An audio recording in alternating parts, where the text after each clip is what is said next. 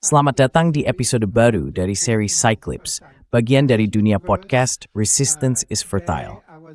Hari ini, saya sebenarnya berharap bisa bersama rekan pembawa acara saya, Indika, yang mungkin akan bergabung nanti. Sekarang masih sangat pagi untuk dia, sekitar 5:30 pagi di Sri Lanka. Jadi kita lihat saja nanti apakah dia sempat hadir. Tapi saya sangat senang sekali bisa menyambut Pascal Lotas dari kanal luar biasa bernama Neutrality Studies. Jadi selamat datang, Pascal.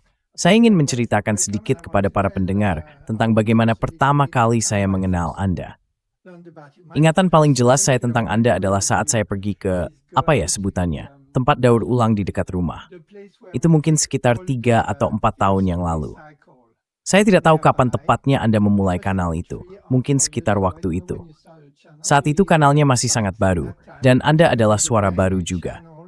Dan sejak awal, saya kiso, toward the side the mode for man.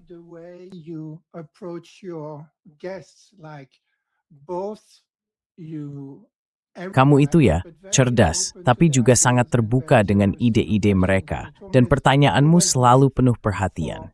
Itu selalu membuat percakapan jadi menarik banget. Sejak saat itu, aku punya kesempatan untuk mengikuti kamu lebih dekat. Kamu sudah meraih kesuksesan yang memang pantas kamu dapatkan. Dan tadi sebelum kita mulai rekaman, aku sempat bilang kalau menurutku, kamu menghadirkan tamu dengan jangkauan paling luas dibanding siapapun yang aku ikuti di internet. Tentu saja, kamu menghadirkan nama-nama yang sudah biasa muncul, tapi juga orang-orang yang mungkin gak akan pernah aku kenal, kalau bukan karena kamu mengundang mereka ke kanalmu. Itu benar-benar sesuatu yang berharga.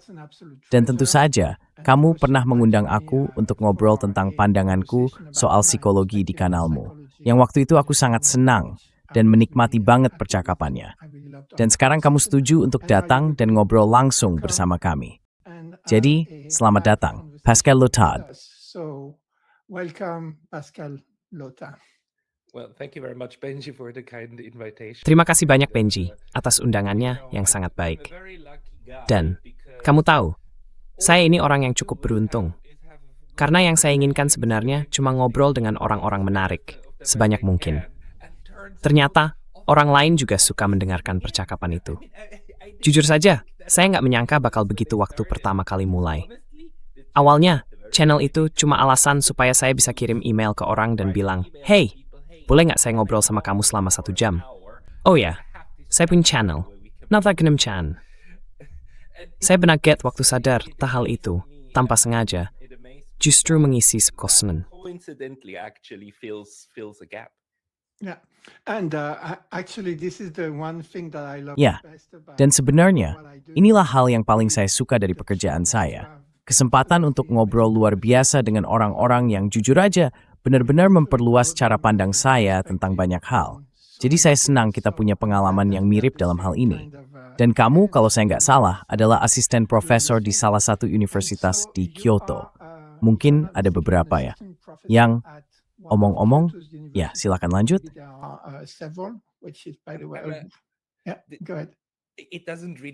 Sebenarnya itu nggak terlalu penting. Tapi sebagai catatan aja, saya adalah dosen asosiasi di Universitas Kyoto.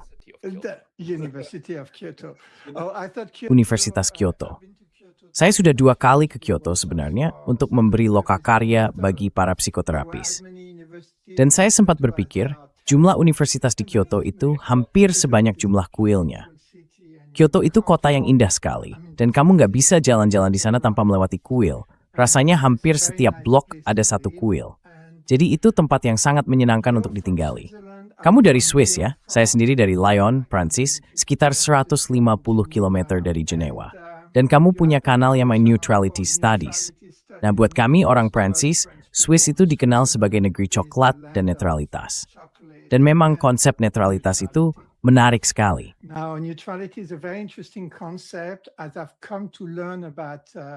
Seiring saya mempelajari lebih banyak tentang sejarah Eropa, pandangan saya tentang netralitas Swiss yang saya punya sejak kecil agak berubah.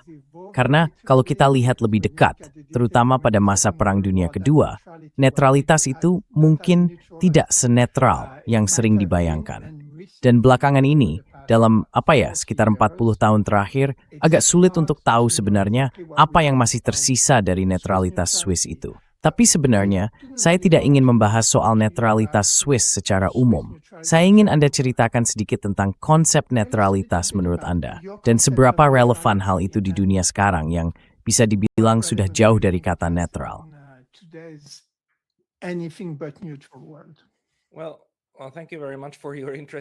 Terima kasih banyak atas ketertarikan Anda pada topik yang sebenarnya menjadi inti dari penelitian saya. Jadi begini, saya sedang membangun seluruh proyek saya di Universitas Kyoto. Sebelumnya, saya berada di Universitas Waseda di Tokyo. Dan sebelum itu, saya menulis disertasi tentang topik yang masih berkaitan. Saya menulis tentang netralitas Swiss, Swedia, dan Spanyol selama Perang Dunia Kedua.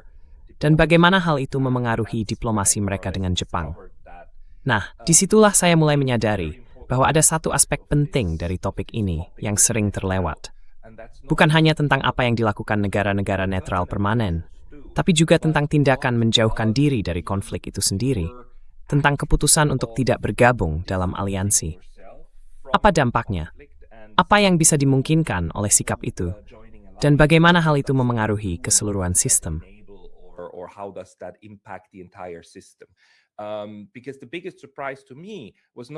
Karena hal yang paling mengejutkan bagi saya bukanlah kasus Swiss atau Swedia, tapi justru kasus Spanyol.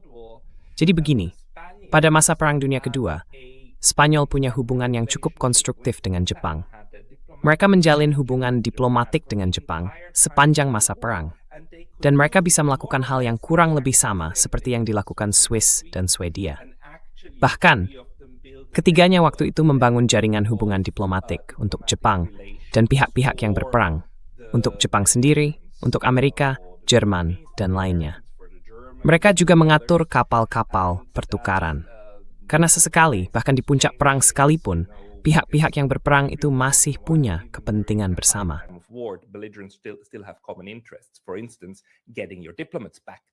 Misalnya, memulangkan para diplomat yang terjebak di negara satu sama lain. Dan saya sadar, Swiss itu memang kasus yang menarik, tapi Spanyol bahkan lebih menarik lagi. Spanyol tentu saja bukan negara netral dalam arti tradisional. Spanyol hanya kebetulan tidak bergabung dengan kekuatan poros. Padahal sebenarnya mereka hampir saja bergabung. Franco bahkan sudah semacam sepakat dengan Hitler. Tapi ketika saatnya tiba, Hitler sudah mulai kalah. Dan Franco memutuskan untuk tidak. Nah, posisi Spanyol tetap coba. Memungkinkan Pascal Heltista.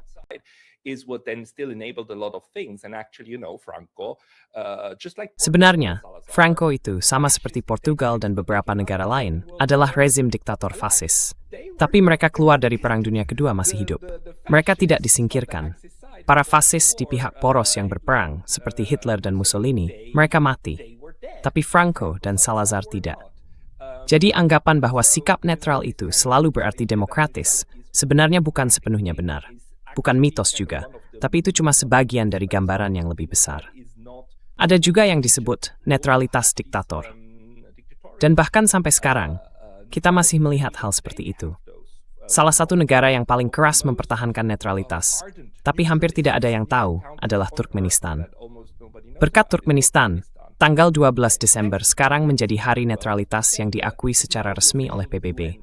Hampir tidak ada yang tahu soal itu, tapi itu fakta sejak Desember 2017. Kenapa tanggal 12 Desember?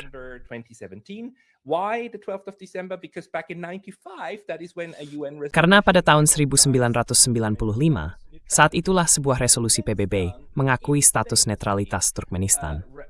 Dan Turkmenistan, seperti yang sudah terkenal, berada satu peringkat di bawah Korea Utara dalam indeks Freedom House.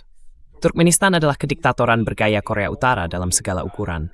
Tapi di saat yang sama, negara itu juga benar-benar teguh dan meyakini netralitasnya. Jadi, ada banyak hal menarik untuk dibahas soal konsep netralitas dalam hubungan internasional. Saya rasa, satu hal yang mungkin juga menarik buat Anda dari sisi psikologis adalah hal yang sedang saya kerjakan juga, yaitu mencoba membongkar pembahasan tentang apa sebenarnya arti netralitas dan apa yang bukan. Anda tadi sempat menyinggung hal itu di pengantar Anda. Maksud saya, apakah negara itu benar-benar netral saat perang? Yang perlu kita pahami adalah, Apa yang Strikes dimaksud dengan kata pertama? Memang poesa ingin sebagai di sini. And nath came back first. You're already doing a screen share, but let me try to. That's exmet tua bisa genius. Here we go. I loaded a pic. Saya sintomite gemad. In brand through nolling spore to. I think I Inal sudu. Here we are. This is my base model that I'm. Nah, jadi begini. Ini model dasar yang sedang saya kerjakan, dan saya coba jelaskan ke orang-orang bahwa kalau kita bicara soal netralitas, kurang lebih inilah hal yang perlu kita ingat tentang para aktor yang berbeda itu. Jadi argumen saya saat ini adalah bahwa model ini paling baik menggambarkan apa itu netralitas sebagai fenomena sosiologis. B1 dan B2 di sini berarti pihak yang berkonflik 1 dan 2. Atau kalau mau dibayangkan, dalam konteks sehari-hari, bisa juga dianggap sebagai pihak 1 dan pihak 2. Misalnya, temanmu. Teman pertama dan teman kedua. Nah, dua orang itu punya hubungan satu sama lain, tapi sayangnya hubungan itu bersifat konflik, yang digambarkan dengan simbol petir kecil itu. Salah satu poin utama saya adalah, saya ingin mendorong orang-orang di bidang hubungan internasional untuk melihat hubungan internasional sebagai sesuatu yang pada dasarnya bersifat bilateral. International relations as inherently bilateral. Yes, we have multilateral forums. Yes, we have. Ya, kita punya forum multilateral. Ya, kita punya ajang besar. Ya, kita pernah punya perang dunia, di mana semua pihak entah bersama atau melawan satu sama lain. Tapi pada intinya, hubungan antar negara itu bersifat bilateral. Dan hubungan itu bisa baik, bisa buruk, atau bisa juga berupa hubungan perang, seperti antara Amerika Serikat dan Iran, atau Israel dan Iran saat ini. Nah, itu salah satu persoalan utama kan, mereka sedang berperang. Sekarang, bagi pihak yang netral, kita sering membayangkan mereka berada di tengah, terjepit, atau seimbang di antara dua pihak. Tapi itu sebenarnya metafora yang sangat menyesatkan, karena justru menutupi hal paling penting dalam hubungan itu, yaitu bahwa pihak netral pun tetap punya hubungan dengan kedua pihak yang berperang.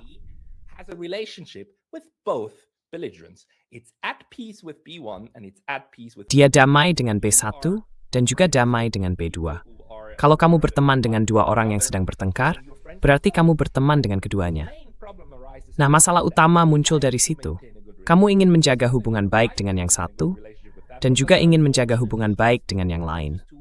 Tapi sayangnya, dua orang ini sedang bermasalah satu sama lain. Salah satu hal yang saya perhatikan di situ adalah bahwa netralitas itu sebenarnya fenomena tingkat kedua. Karena A, tentu saja, tidak netral terhadap B1 dan B2 sebagai individu. A itu netral terhadap konfliknya.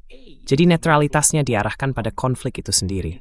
Kamu akan bilang, lihat, aku suka kamu, aku juga suka kamu. Tapi soal pertengkaran kalian, aku nggak mau ikut campur.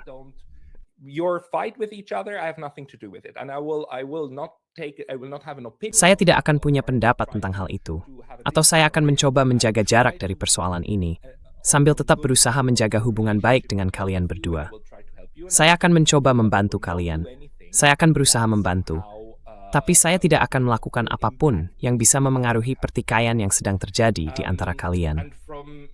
Dan dari situ, saya berpendapat bahwa disinilah letak masalah utamanya. Aktor netral A memang bersikap netral terhadap konflik, tapi tetap menjadi bagian dari keseluruhan konstelasi konflik itu. Ia tetap terikat dalam kenyataan sosial yang diciptakan oleh konflik tersebut. Kalau bukan begitu, kalau pihak yang disebut netral itu sebenarnya berada di luar konstelasi konflik, menurut saya tidak masuk akal untuk menyebut mereka sebagai aktor netral. Contoh yang saya maksud di sini adalah gambar orang kecil di bulan yang tadi saya tunjukkan di atas.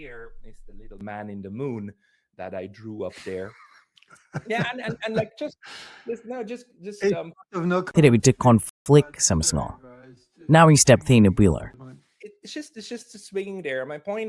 Itu cuma ada di sana. Maksud saya begini, dan saya sebenarnya pernah menulis tentang hal itu dalam sebuah esai. Coba bayangkan saja, saya dulu kuliah filsafat waktu sarjana, dan dalam filsafat, kita menganggap eksperimen pemikiran itu sangat serius. Bukan karena realistis, tapi karena membantu kita mengupas beberapa konsep sampai ke intinya. Bayangkan sebentar saja, kalau benar-benar ada manusia di bulan. Ada seorang pria yang hidup di bulan, tepatnya di sisi yang menghadap jauh dari bumi. Pria di bulan itu belum pernah mendengar tentang bumi. Karena dia belum pernah melihatnya, kan? Dia tidak pernah melewati batas pandangnya. Jadi, dia sama sekali tidak tahu tentang keberadaan bumi. Event horizon, right? Doesn't know about it. He'd never heard of humans. Dia belum pernah mendengar tentang manusia. Belum pernah tahu bahwa manusia hidup berkelompok, atau bahwa sebagian kelompok itu disebut negara, dan bahwa beberapa negara bisa saling berkonflik. Jadi, manusia di bulan itu belum pernah mendengar tentang Ukraina atau Rusia. Dia tidak tahu kalau kedua negara itu sedang berperang. Manusia di bulan benar-benar tidak tahu apa-apa tentang perang Rusia dan Ukraina. Seolah-olah di alam semesta manapun, dia sama sekali tidak punya pengetahuan tentang itu. Apakah kita bisa menyebut manusia di bulan itu netral terhadap Rusia dan Ukraina? Menurut saya tidak. Aneh, ya? Karena manusia di bulan itu tidak pernah membuat keputusan apapun, tidak pernah punya hubungan apapun juga. Jadi saya akan bilang, manusia di bulan itu sebenarnya tidak bisa disebut netral. Then doesn't qualify to be called neutral, whereas let's say Kalau kita lihat, siapa yang bisa dibilang netral dalam hal ini? India. India memutuskan untuk tetap membeli minyak, tapi tidak mengirimkan senjata. Mereka juga mengecam agresi Rusia, tapi tidak memberlakukan sanksi. Menurut saya, India bisa disebut benar-benar netral, karena mereka membuat keputusan yang jelas soal konflik itu, lalu menjaga jarak dengan berusaha mempertahankan hubungan dengan kedua pihak. Begitu juga dengan Tiongkok. Tiongkok masih punya hubungan diplomatik dengan Ukraina dan Rusia. Dan meskipun propaganda Barat sering menggambarkan hubungan dagang Tiongkok dengan Rusia, seolah-olah itu adalah aliansi, menurut analisis saya, tidak begitu. Mereka hanya berusaha menjaga jarak yang tepat dari konflik ini. no, they're simply keeping a proper distance from this, and actually, China did. Sebenarnya, Tiongkok memang pernah mengajukan usulan perdamaian yang tidak langsung ditolak mentah-mentah, baik oleh Kremlin maupun oleh Kiev. Jadi yang saya coba jelaskan di sini adalah bahwa netralitas itu pada dasarnya berarti kita tetap mengambil posisi. Kita tetap punya posisi sendiri. Kita adalah sisi ketiga dari sebuah segitiga. Dan tingkat netralitas itu berkurang kalau kita makin terlibat dengan salah satu pihak yang berkonflik, termasuk dalam cara mereka menjalankan konflik itu. Sebaliknya, netralitas meningkat kalau jarak itu tetap dijaga. Meskipun begitu, salah satu hal yang juga saya tekankan dalam tulisan saya tentang topik ini adalah bahwa netralitas politik, seperti yang saya gambarkan di sini, tidak pernah benar-benar netral terhadap hasil akhirnya. Is never outcome neutral. And we must not conflate these two things. Dan kita tidak boleh mencampur adukan dua hal ini. Netralitas politik selalu punya dampak terhadap peta konflik. Biasanya, hal itu lebih menguntungkan pihak yang lebih lemah. Pihak yang lebih kuat justru lebih berkepentingan untuk memaksa pihak netral agar berpihak pada mereka, atau merusak hubungan pihak netral dengan lawan mereka. Dan kalau pihak netral tetap bertahan, biasanya itu justru membantu pihak yang lebih lemah secara tidak seimbang.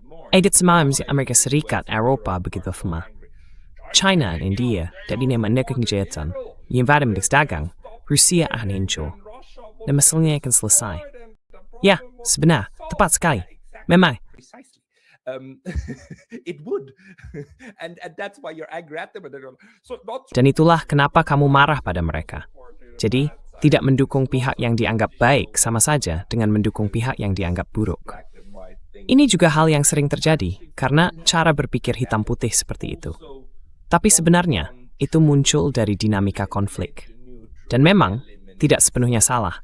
Kalau kamu menyingkirkan pihak netral, kamu juga menghilangkan sebagian dukungan global untuk pihak lawan. Jadi hal yang paling alami terjadi dalam situasi konflik seperti ini adalah, biasanya pihak yang lebih kuat mulai memberi tekanan besar pada pihak netral agar menghentikan semua bentuk hubungan. Dan mereka menyebutnya sebagai berdagang dengan musuh. Ya, seperti itu. Kamu itu entah bersama Mi atau bersama para teroris. Nggak ada jalan tengah kan? Yeah, precisely. Because at the end of the day, you need to win Ya, the conflict. tepat sekali. Karena pada akhirnya, yang penting adalah memenangkan konflik, kan? Dan dalam konsep Barat, itu berarti menaklukkan, menyingkirkan, benar-benar menghancurkan dan melenyapkan musuh. Budaya lain punya pandangan berbeda tentang apa arti kemenangan dalam sebuah konflik. Tapi bagi orang Eropa, atau lebih tepatnya Euro-Amerika, kemenangan berarti menghancurkan dan melenyapkan musuh sepenuhnya. Nah, pandangan seperti itu terhadap netralitas, perkembangan sosial dari apa yang dilakukan netralitas, dan bagaimana hubungan netral terbentuk di dalam konstelasi konflik setelahnya. Itu yang menarik bagi saya. Itu juga yang menjadi cara saya mendekati studi-studi ini, sambil melihat contoh-contohnya, misalnya dalam Perang Dunia Kedua. Netralitas yang paling menarik dan paling memikat bagi saya bukanlah Swiss, Spanyol, atau Swedia. To me, it's neither Switzerland, Spain, nor Sweden. It's actually the neutrality between Sebenarnya itu adalah perjanjian netralitas antara Uni Soviet dan Jepang. Mereka secara harfiah menandatanganinya sebagai Pakta Netralitas, bukan Pakta Non-Agresi. Secara resmi disebut Pakta Netralitas karena dalam urutan istilah yang mereka gunakan, Pakta Non-Agresi dianggap satu tingkat lebih tinggi. Non-agresi berarti saya juga tidak akan memberi dukungan apapun kepada musuhmu. Sedangkan netralitas berarti, tidak, saya masih bisa mengirim senjata ke musuhmu. Saya hanya tidak ikut berperang. Jadi Soviet hanya mau memberikan itu karena mereka masih ingin mengirim senjata ke Chiang Kai-shek. Tapi mereka bersedia melakukannya. Pada tahun 1941, mereka menandatangani perjanjian itu. Waktu itu, Matsuoka pergi ke Berlin, lalu ke Moskow dalam perjalanan pulang. Berlin and then Moscow on the way back home, and Stalin and Molotov they signed that neutrality. Stalin dan Molotov menandatangani Pakta Netralitas pada tahun 41 yang bertahan sampai tanggal 9 Agustus 1945, hari ketika bom atom kedua dijatuhkan di Jepang, di Nagasaki. Sampai hari itu, hubungan netralitas atau semacam perdamaian antara Uni Soviet dan Jepang masih dipertahankan. Tapi itu bukan perdamaian yang bahagia. Bukan juga hubungan yang akrab. Mereka tetap saling curiga satu sama lain, tapi tetap punya hubungan dagang. Warga Jepang atau orang dari Jepang masih bisa bepergian lewat wilayah Uni Soviet menuju Eropa. Mereka juga masih punya kedutaan di ibu kota masing-masing. Uni Soviet bahkan punya kedutaan yang cukup besar di Tokyo. Dan menariknya, sampai sekarang kita sebenarnya belum tahu apa yang mereka lakukan di sana. Tidak ada yang benar-benar meneliti soal kedutaan Soviet di Tokyo. Anehnya begitu.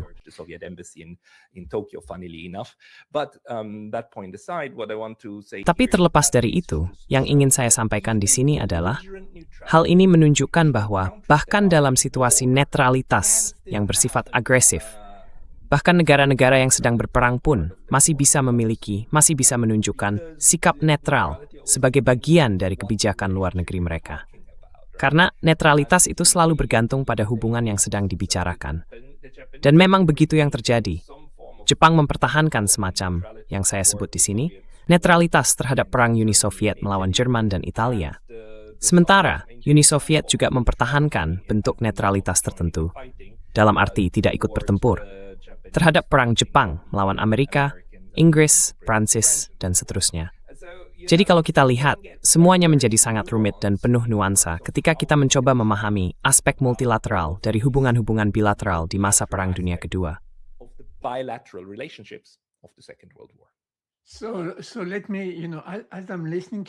Jadi begini, sambil saya mendengarkan Anda, banyak hal yang muncul di pikiran saya.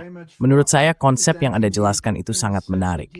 Terima kasih banyak sudah memaparkannya dengan begitu rinci, sampai-sampai pandangan saya tentang netralitas jadi berubah. Sebelumnya, saya melihatnya lebih sebagai semacam karikatur, bisa dibilang begitu. Tapi yang muncul di benak saya adalah soal perang perantara. Saat ini, menurut saya, yang terjadi di Ukraina itu adalah perang perantara melawan Rusia. Yang saya percaya, apa yang saya sebut sebagai imperialisme yang berbasis di Amerika Serikat. US-based imperialism, I call it, right? But in a strange sort of a way, and Tapi dengan cara yang agak aneh, dan sekarang kita bisa melihatnya lebih jelas, lewat retorika, entah itu gaya berbicara atau justru ketidakterkendalian retorika dari Donald Trump. Perang-perang proksi ini memang aneh. Saya ingin tahu bagaimana semua itu saling terkait. Karena, ya, seolah-olah Amerika Serikat bisa terlihat netral. Padahal sebenarnya sedang memainkan dan mendorong perang itu ke arah Eropa dan sebagainya. Dan pihak Eropa juga berusaha menjaga kesan seolah-olah mereka netral. Sementara di sisi lain, Rusia bilang, Coba saja satu langkah nyata masuk ke Ukraina, atau kirim satu rudal dari Ukraina ke Uni Eropa menuju Rusia, dan lihat apa yang terjadi kan. Jadi menurut saya, semua pihak sedang menari-nari di sekitar konsep netralitas, bukan begitu? Everybody's dancing around neutrality, aren't they? Because like when Putin Karena begini, waktu Putin dan Trump berbicara, Putin tahu betul bahwa bahkan penentuan target banyak rudal Ukraina itu dilakukan dengan satelit Amerika dan personel Amerika yang menyiapkan semuanya. Lalu mereka cuma menelepon orang Ukraina untuk menekan tombol atau semacamnya. Mungkin memang begitu cara mereka melakukannya. Tapi di saat yang sama, apakah kamu akan bilang, ya, aku agak ragu mengatakannya, karena aku sendiri nggak akan menyebut Amerika netral dalam perang Ukraina. Tapi aku merasa, mungkin dalam pengertian tertentu dari definisimu, mereka bisa dibilang begitu. Dan itu sebenarnya jadi keuntungan, ya, keuntungan bagi perdamaian dunia. Karena kamu nggak bisa membiarkan Amerika dan Rusia bertempur langsung di medan perang. Jadi bagaimana kamu memperhitungkan perang-perang proksi dalam hal ini? How do you factor in the proxy wars into your No, framework? you're absolutely right. And in the paper, Kamu benar sekali. Dan di makalah yang saya tulis, saya memang mencoba menjelaskan hal itu. Maksud saya begini, semuanya tergantung pada level konflik yang sedang kita bicarakan. Perang di Ukraina bisa dilihat setidaknya dari 3 level kan. Pertama, kalau boleh saya sebut begitu, ada semacam perang saudara di dalam Ukraina sendiri, yang terutama terjadi antara pemerintah pusat di Kiev dan republik-republik di Donbas. Konflik itu sudah berlangsung sejak paling tidak tahun 2014. Nah, itu sisi perang saudara. Tapi semua lapisan perang ini saling bercampur satu sama lain. Dan tentu saja, Rusia kemudian mulai ikut campur. and of course the Russians started intervening. Dolar Rusia. Yeah, I mean, the Russians started intervening and Ya, NATO already- maksud saya, Rusia mulai ikut campur. NATO sudah kirim pasukan, Amerika Serikat mendirikan pangkalan CIA, dan seterusnya, dan seterusnya. Maksud saya, tidak ada yang benar-benar terpisah. Then on the second Tapi di level, intinya, now kita have sedang melihat perang saudara di Ukraina. 2022, also Lalu di tingkat kedua, sejak setidaknya 2022, sebenarnya sudah lebih awal, tapi paling tidak sejak tahun itu, sejak apa yang mereka sebut invasi skala penuh. or as it's called, Kita punya konflik antar negara kan, sebuah perang antar negara, atau seperti istilah dalam hukum humaniter internasional, konflik bersenjata. Itu istilah yang dipakai dalam IHL. Dan dalam konteks itu, ada dua pihak yang bertempur, pasukan Rusia dan pasukan Ukraina. Dua militer itu yang saling berperang. Lalu di lapangan, perang saudara di Ukraina itu menyatu di dalam konflik tersebut, dengan berbagai pasukan yang saling mendukung, mengenakan tanda pengenal, dan sebagainya. that support each other and wear badges and so on, and you under international law you can make sense of that, but that Dan menurut hukum internasional, hal itu bisa dimengerti. are Tapi itu berarti sudah masuk ke konflik bersenjata resmi. Lalu di atas itu ada perang proksi. Amerika Serikat menyediakan hampir segalanya, mulai dari peralatan, sistem penargetan, sampai dukungan CIA, dan juga punya kendali politik atas Kiev. Dan semua ini digunakan, seperti yang kita tahu dari pernyataan Lindsey Graham dan yang lain, sebagai semacam investasi yang menguntungkan. Katanya, kita bisa membuat Rusia kehabisan tenaga. Hahaha, semua hal seperti itu. Dan tentu saja Rusia tahu itu. Ya, mereka paham betul.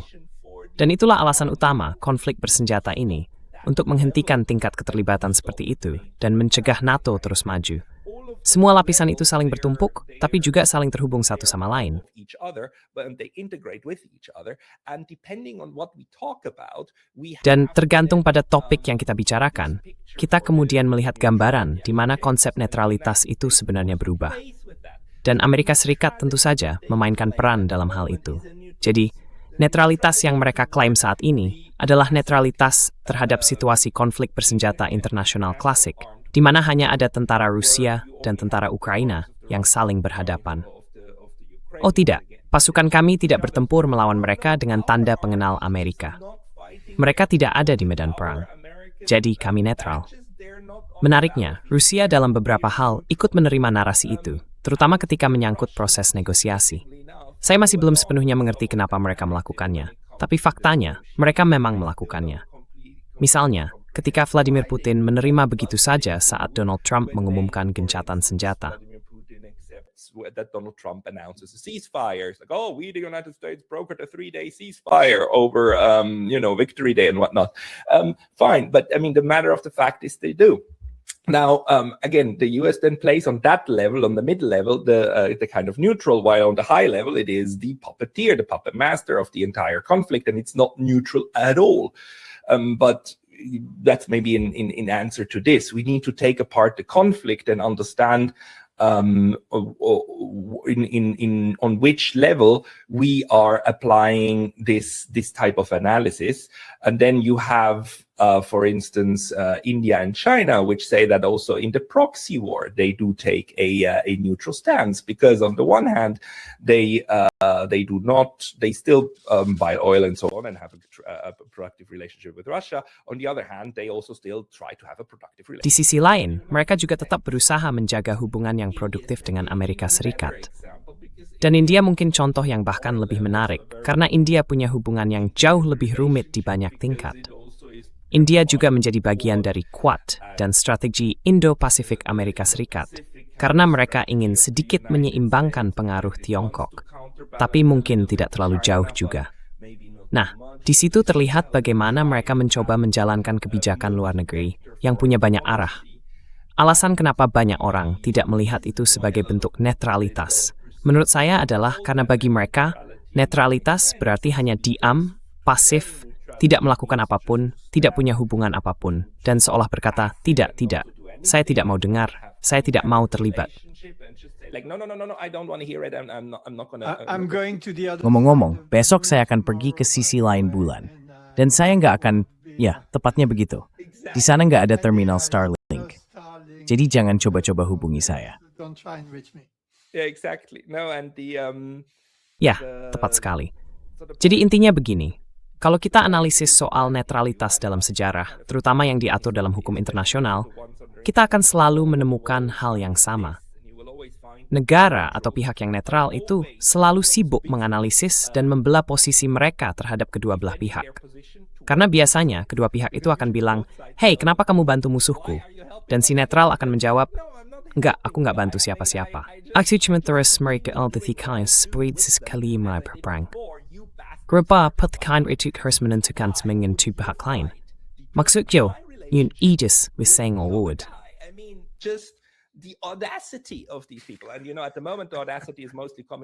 Dan, tahu kan, saat ini keberanian yang berlebihan itu justru banyak datang dari pihak Amerika dan Eropa, karena mereka terbiasa menjadi pusat dunia. Jadi semua orang, secara alami, harus menatap ke arah matahari, ke Raja Matahari, Louis yang ke-14 kan. Maksud saya, Donald Trump itu semacam melanjutkan tradisi cara berpikir Eropa, di mana semua orang dianggap harus patuh saja pada perintah. Padahal, sikap netral yang sejati tidak seperti itu.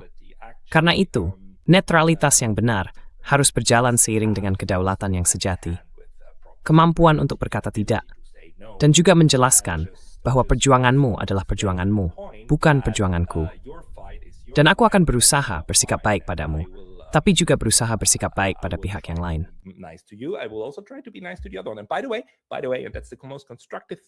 Ngomong-ngomong, hal paling konstruktif yang bisa dilakukan oleh pihak netral adalah seperti ini.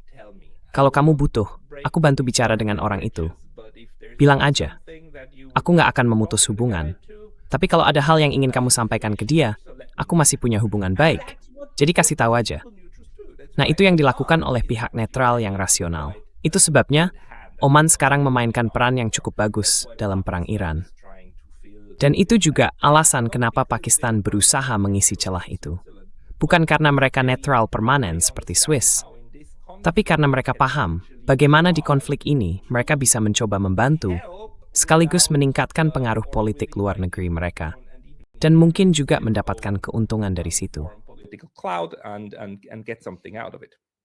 Right. Benar. Jadi ada seseorang di kolom komentar yang mengira saya sedang di Jepang dan bertemu dengan Anda di pusat daur ulang, Gomi Recycle Center. Padahal tidak. Saya waktu itu sedang mendengarkan podcastnya Pascal Lotas sambil pergi ke pusat daur ulang di daerah saya, di Kanada. Nah, Anda jelas sudah membuka wawasan saya tentang apa itu netralitas. Dan saya merasa konsep ini sebenarnya punya peran penting kalau kita ingin dunia yang damai. kan? Dan juga kalau kita ingin dunia multipolar yang berfungsi dengan baik. Tapi saya mau kembali ke pandangan saya sebelumnya tentang netralitas. Dan saya lihat banyak orang di kolom chat juga punya pandangan yang sepenuhnya sah, yang bisa dibilang seperti man in the moon. Oh ya, apakah Anda lihat bentuknya seperti huruf C by the way? Jadi di bulan itu ada A, B, dan C. Saya rasa ada seseorang di chat yang memperhatikan itu. Sepertinya penonton yang suka hal-hal matematis.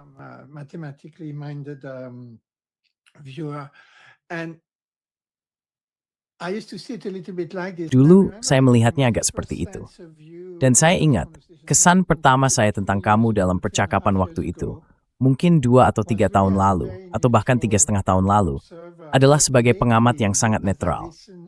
Tapi belakangan ini, saat saya mendengarkan, terutama pembicaraanmu tentang genosida, yang menurut saya sudah berubah menjadi semacam Holocaust aktif di Palestina, di Gaza, dan juga soal agresi terhadap Iran, sebagian dari diri saya berpikir, oh, Pascal mulai kehilangan sedikit netralitas Swissnya ya.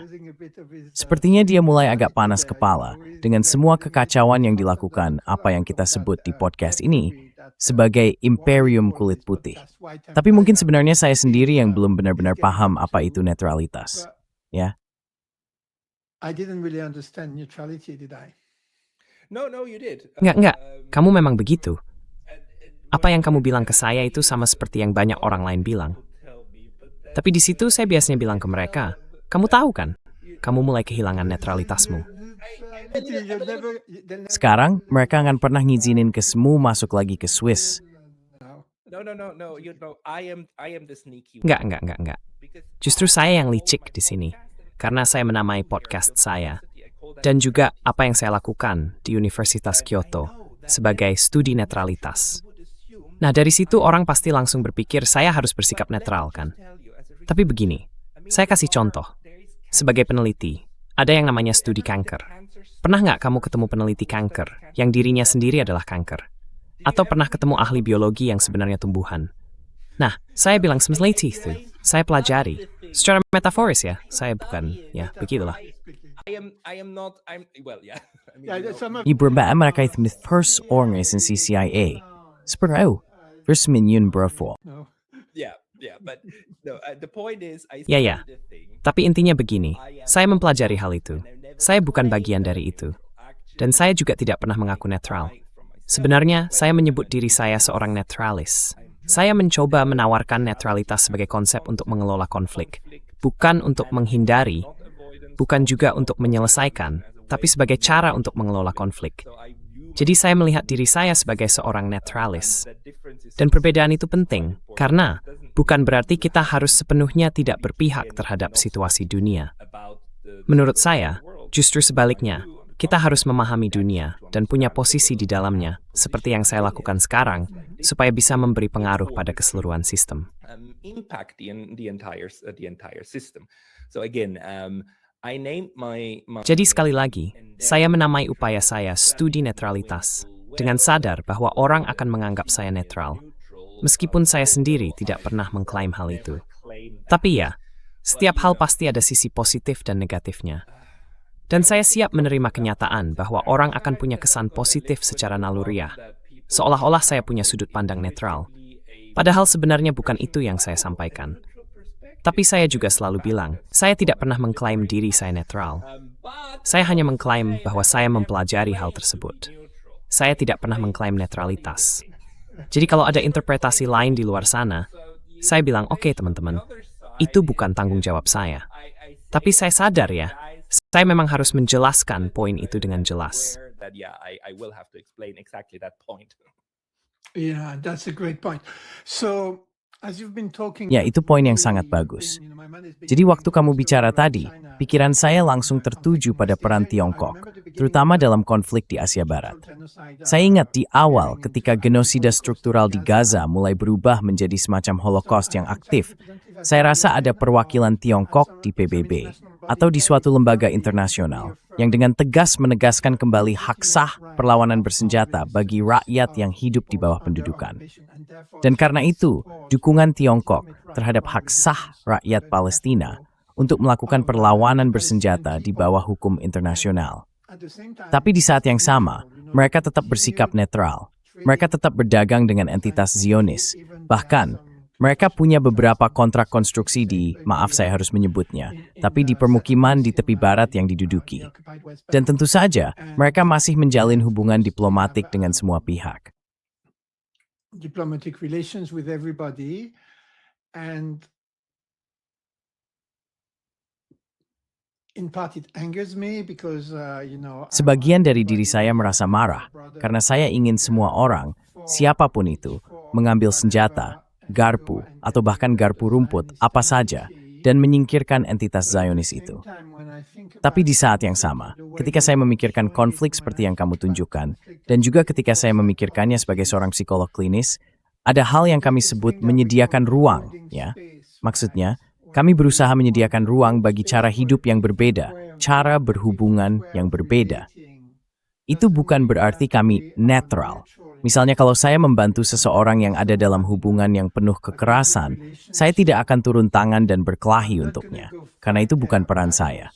Tapi, saya menyediakan ruang untuk cara berhubungan yang berbeda, yang mungkin pada akhirnya juga mencakup penegakan keadilan terhadap pelaku, atau hal-hal lain yang berkaitan dengan itu.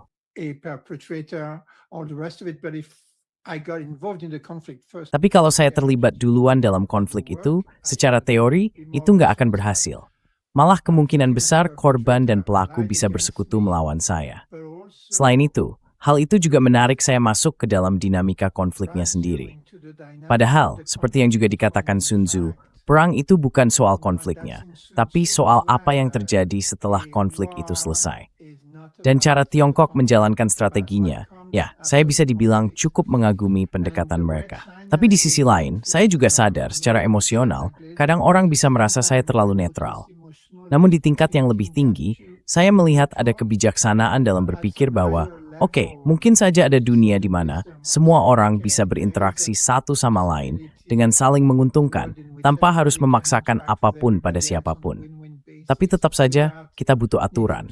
Dan aturan itu harus ditegakkan dengan adil. Yang tentu saja belum terjadi sekarang ini di PBB.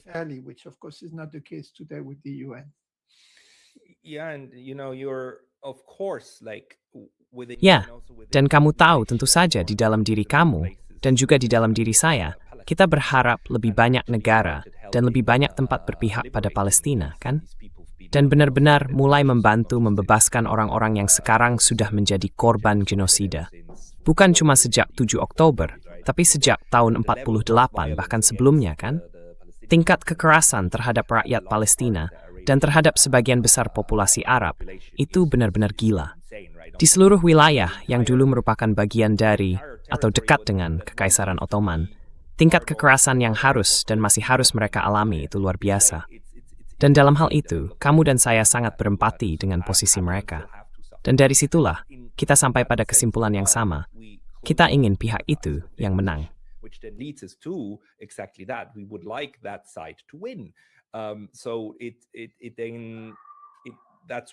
Jadi itulah kenapa posisi netralitas ini kemudian mulai terlihat seperti netralitas Swiss terhadap Jerman pada masa Nazi di Perang Dunia Kedua. Kenapa tidak berpihak pada sisi yang benar, kan? Pada hal yang bermoral. Tapi justru itu yang pada akhirnya membuat netralitas runtuh. Karena begitu kita terseret ke dalam konflik dan memilih satu pihak, ya sudah, netralitas itu hilang. Jadi, netralitas itu sendiri bukan sesuatu yang secara moral baik, atau mulia, atau apapun. Itu hanya sebuah, bahwa seseorang mengambil posisi seperti itu. Dan biasanya hal itu muncul dari keinginan untuk mempertahankan posisi sendiri.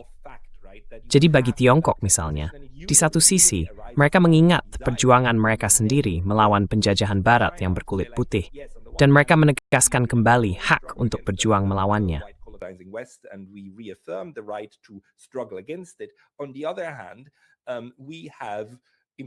Di sisi lain, kita juga punya kepentingan penting dengan Iran, dengan negara-negara Teluk, bahkan dengan Israel.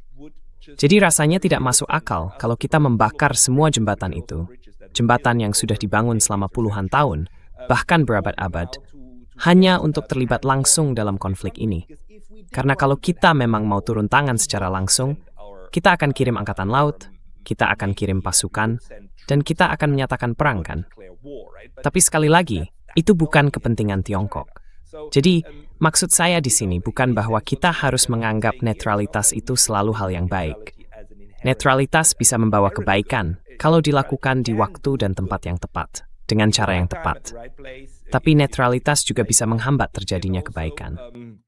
It can also inhibit good to happen, like when you actually do need. Maksud saya begini, ketika kita benar-benar butuh gagasan tentang perserikatan bangsa-bangsa, tentang semua negara berkumpul bersama, menetapkan aturan main, lalu membangun semacam infrastruktur kekuatan yang terpusat, yang bisa berperan sebagai polisi dunia. Gagasan itu sendiri sebenarnya berguna, dan kalau berhasil, itu bisa menciptakan perdamaian dari atas ke bawah. Sayangnya, itu tidak berjalan seperti itu. Netralitas justru kebalikannya. Itu lebih seperti pendekatan untuk menciptakan perdamaian dari bawah ke atas. Misalnya, lihat saja genosida terhadap rakyat Palestina. Kalau semua pihak ikut berperang, itu bisa jadi perang dunia. Nah, itu kan yang terjadi di Perang Dunia Pertama. Semakin banyak negara ikut terlibat. Dan pada akhirnya, kita punya perangnya pertama karena kebodohan Eropa. Out of a European stupidity. Now the genocide is of course that's going on is Sekarang, genosida yang sedang terjadi itu jelas hal yang berbeda, dan kita semua ingin itu segera berakhir. Tapi situasinya bisa berkembang jadi sesuatu yang jauh lebih besar, jauh lebih mengerikan, dan bisa membuat lebih banyak warga Palestina tewas. Hal yang sedang dilakukan sekarang, menjaga beberapa wilayah tetap netral dan tetap membuka ruang untuk negosiasi, itu juga bisa dianggap sebagai hal yang bernilai. Saya tidak bilang orang harus tetap netral. Sebenarnya, menurut saya, kalau kita bicara tentang genosida di Gaza terhadap warga Palestina, kita seharusnya memandangnya seperti dulu kita memandang apartheid di Afrika Selatan. Hanya saja ini terjadi dalam skala yang jauh lebih besar dan lebih brutal. Harus ada kecaman internasional untuk memaksa diakhirinya kekerasan sistematis semacam ini, di mana satu kelompok menindas kelompok lainnya. Against one group by the other. However, again, like this kind of. Tapi sekali lagi, yang saya sampaikan di sini lebih sebagai pernyataan fakta tentang bagaimana negara-negara menempatkan diri mereka, atau bagaimana para aktor cenderung menempatkan diri di dunia dengan 8 miliar penduduk. Akan sangat sulit menemukan saat di mana semua orang punya persepsi yang sama tentang satu sama lain, dan kita mencapai harmoni yang sempurna. Jadi bagi saya, pertanyaannya adalah bagaimana mengelola ketidakharmonisan itu. Dan seburuk apapun, bahkan genosida di Gaza dan sebagainya, itu tetap bagian dari proses umat manusia yang berusaha mengatur dirinya sendiri. Cara itu sangat mengerikan, tapi tetap saja itu sebuah cara. Dan kalau kita lihat, genosida sebenarnya adalah cara yang digunakan oleh bangsa Eropa dan Amerika untuk mengatur urusan mereka sendiri selama setidaknya 500 tahun terakhir. Bukan begitu?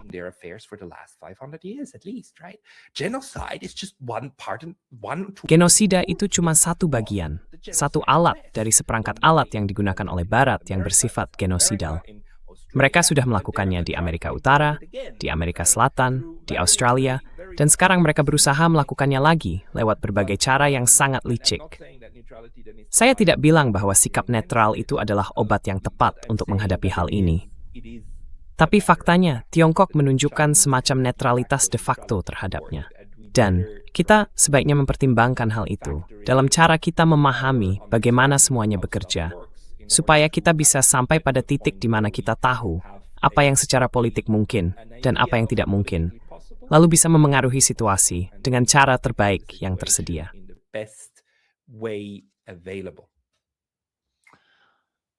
Right. It's interesting, I think, because in the Benar. Menarik menurut saya, karena dulu netralitas itu semacam permainan orang kulit putih. Tapi sekarang jelas sudah berubah. Tiongkok bersikap netral. Saya rasa itu sebabnya kita bisa mengatakan hal itu dengan cukup adil. Tapi bukan berarti mereka tidak mengejar kepentingan mereka sendiri. Bahkan dalam konteks situasi di Palestina yang diduduki, mereka melakukan semuanya dengan cara Tiongkok. Misalnya, mereka digugat oleh banyak pemukim karena tidak memenuhi kontrak dengan alasan masalah keamanan dan hal-hal lain. Orang Tiongkok itu birokrat ulung. Mereka punya cara untuk mengatakan tidak tanpa pernah benar-benar mengatakannya langsung di depanmu. Misalnya juga dalam urusan ekspor logam tanah jarang. Mereka sebenarnya tidak pernah bilang tidak, tapi kamu harus datang ke kantor ini, isi formulir itu.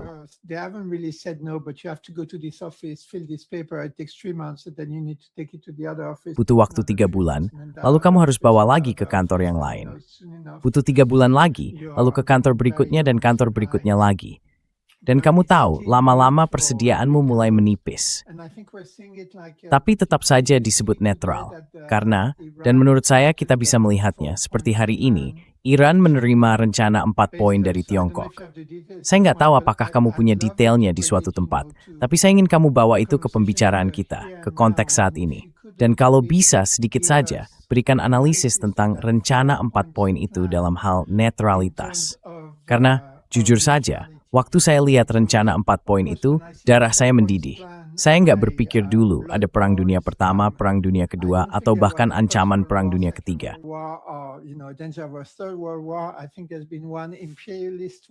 Saya pikir ada satu perang imperialis yang hanya bisa berakhir dengan kekalahan kapitalisme imperialis. Dan tentu saja, semakin cepat semakin baik. Tapi mudah bagi saya untuk mengatakan itu. Dari kenyamanan rumah saya di Quebec, di tanah pemukim kolonial. Karena ya, saya tidak yang sedang sekarat, anak saya tidak yang sekarat, keluarga saya tidak yang sekarat, komunitas saya tidak sedang dihancurkan, universitas saya tidak sedang dibom, sekolah saya tidak sedang dirusak, rumah sakit saya tidak sedang dimusnahkan, dan semua hal lainnya kan. Jadi saya ingin dengar sedikit pandangan Anda. Apakah menurut Anda perspektif netralitas atau pendekatan studi netralitas bisa memberi kita pemahaman tentang 4 poin itu? Kalau Anda tidak punya catatannya, mungkin saya bisa mencarikannya nanti. Kalau kamu bisa menemukannya, itu akan sangat membantu. Aku baru saja baca tentang hal itu tadi pagi di Twitter. Aku rasa yang kubaca memang hal yang sebenarnya, tapi ya, itu selalu ada di sana. Ngitsat spo, nath we safrahamit yerbro pang noing. Yuhask frangitsin. It's a mat tying that and a small bits for. Saya melihat you dari sumber Iran. Sedats juswoin poisim and isol. Roarham to bisimbach gue. No, I can read them. I just want to say like the way that I'm. Bukan, saya bisa membacanya. Saya cuma mau bilang, cara saya membahas soal netralitas di sini, atau apa yang saya pelajari dan bagaimana saya mendekatinya, itu dalam arti analitis. Maksudnya, bagaimana kita bisa memakai konsep netralitas untuk menganalisis konflik, baik yang bersifat antar pribadi maupun internasional. Dan itu sebenarnya konsep yang cukup abstrak. Negara-negara biasanya nggak bicara tentang diri mereka dengan cara seperti itu. Begitu juga dengan Tiongkok. Mereka nggak menampilkan diri seperti itu. Hanya sedikit tempat yang melakukannya. Dan ya, kita mungkin bisa bicara tentang negara-negara teluk. Negara-negara teluk justru contoh yang lebih baik dari apa yang saya maksud, atau dari apa yang saya kerjakan.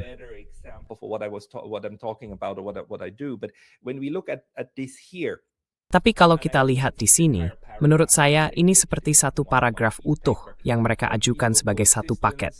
Hidup berdampingan secara damai, menghormati kedaulatan nasional. Sebenarnya, yang dilakukan Tiongkok di sini adalah naik satu tingkat, bahkan mungkin 2 tingkat lebih tinggi. Dan mereka bilang, coba lihat, dari prinsip dasar, apa sih yang seharusnya disepakati oleh kedua pihak? Dan alasan kenapa Iran setuju dengan ini, karena kalau diturunkan ke hal-hal yang lebih konkret, ke hal-hal yang mereka inginkan, justru ini menegaskan apa yang mereka mau, kan? Hidup berdampingan secara damai, artinya tidak menggunakan senjata dalam hubungan internasional. Mereka memang selalu berpegang pada prinsip itu.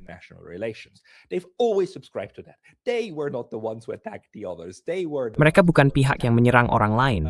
Mereka justru yang diserang, kan? Dan hidup berdampingan secara damai, itu sebenarnya juga tidak meniadakan hak untuk melakukan perlawanan. Karena itu justru disebut di poin nomor 2. Atau yang mana ya di sini? Poin nomor 3, tentang kepatuhan pada hukum internasional. Hukum internasional, piagam PBB, mengakui hak untuk melawan, bahkan hak untuk mengangkat senjata dalam perlawanan bersenjata. Jadi sebenarnya, yang pertama, easy step track boleh sebagainya, sebila diri. Maksudnya, which bertemu ada serangan langsung antara Karet Nasional Iran dan Kuat Nasional Israel. Iran versus the national forces of versus the IDF. And yes, we can debate whether that's good or bad. Ya, kita bisa berdebat apakah itu baik atau buruk. Tapi hal itu tidak menghapus hak untuk melawan. Yang kedua, soal penghormatan terhadap kedaulatan nasional. Sekali lagi, itu memang yang diinginkan Iran, kan? Hentikan serangan-serangan sialan ini. Dan penghormatan terhadap kedaulatan nasional, bukan berarti Iran harus mengakui Israel.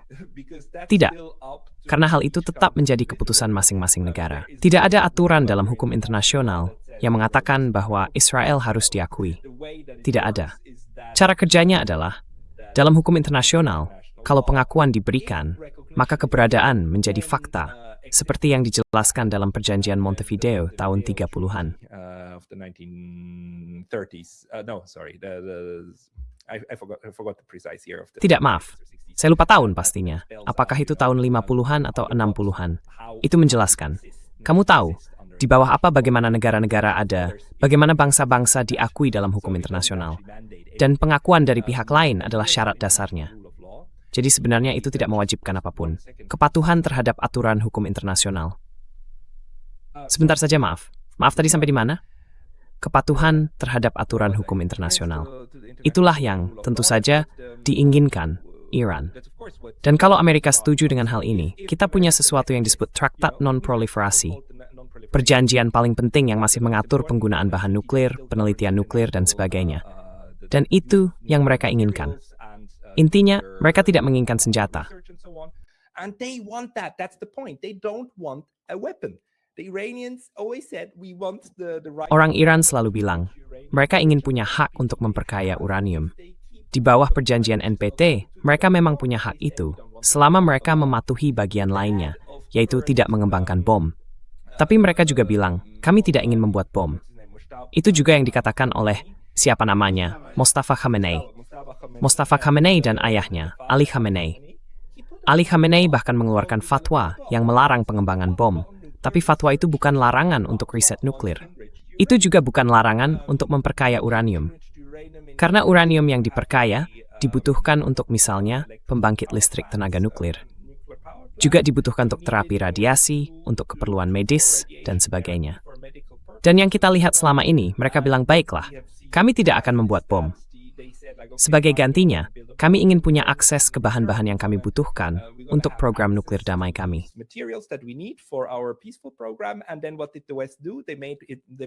Lalu, apa yang dilakukan Barat? Mereka membuat uranium jenis itu mustahil bisa sampai ke Iran, yang sebenarnya melanggar NPT. Jadi poin ketiga ini justru akan memberi Iran kekuatan untuk mendapatkan apa yang memang menjadi haknya. Dan Iran sebenarnya tidak menginginkan lebih dari itu. Itulah sebabnya mereka setuju. Ini tentu berarti membatasi kemampuan Amerika Serikat dan negara-negara Barat untuk mencegah Iran memiliki sesuatu yang sebenarnya dijamin oleh hukum internasional. Jadi yang dilakukan Tiongkok di sini adalah dengan cara yang sangat cerdas, menegaskan semua hak yang dimiliki Iran, tanpa harus mengatakannya dengan cara yang sama seperti Iran. Dan Amerika Serikat, saya cukup yakin, bahkan saya sangat yakin mereka tahu itu. Karena justru AS yang berusaha melanggar semua ini selalu meminta PCF Call, seolah-olah itu ada tanggung jawab.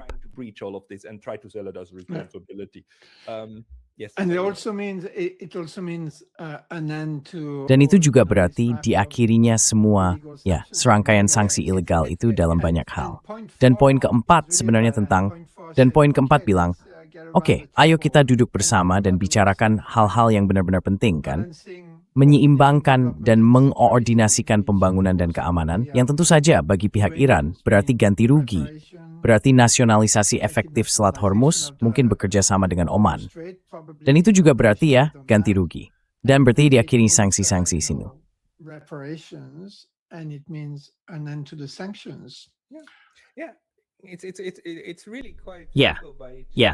Sebenarnya ini cukup sederhana. Ketika Tiongkok mengatakan bahwa hukum internasional harus menjadi bintang penuntun kita untuk menyelesaikan konflik, yang mereka lakukan pada dasarnya adalah berpihak pada Iran tanpa mengatakannya secara langsung. Karena dengan mengatakan kalau kita mengikuti aturan hukum internasional, maka Iran akan mendapatkan sekitar 80 bahkan 90% dari hal-hal yang mereka klaim ingin mereka capai sekarang. Satu hal yang tidak akan mereka dapatkan adalah kendali atas Selat Hormuz, kan? Karena wilayah itu diatur oleh UNCLOS. Dan UNCLOS punya ketentuan yang cukup jelas tentang bagaimana seharusnya hal itu dijalankan. Tapi sekali lagi, ini sesuatu yang sebenarnya tidak diinginkan Iran. Maksud saya, Iran hanya mengambil posisi itu karena terpaksa, karena perang dipaksakan kepada mereka. Dan sekarang mereka menggunakan hal itu sebagai alat tawar-menawar. Tapi justru karena itu, saya pikir poin inilah yang paling bisa dinegosiasi. Benar. Semua sistem itu adalah titik yang paling bisa dinegosiasikan. Karena sejak awal, mereka memang tidak menginginkannya. Itu bukan salah satu hal yang mereka kejar dari awal. Jadi, menurut saya, Tiongkok mengambil langkah yang sangat cerdas dengan menggunakan istilah yang berbeda dan retorika yang lebih tinggi untuk menetapkan prinsip-prinsip dasar dari hal ini. Dan fakta bahwa Iran setuju dengan itu, bagi saya, berarti mereka sependapat tentang apa sebenarnya makna dari prinsip tersebut. Dan menurut saya, cukup jelas, Amerika Serikat akan mengabaikannya begitu saja. Karena mereka juga paham bahwa kalau mereka benar-benar mengikuti hukum internasional, hal ini tidak akan terjadi. Dan kita tidak akan melihat genosida kalau hukum internasional benar-benar dijalankan.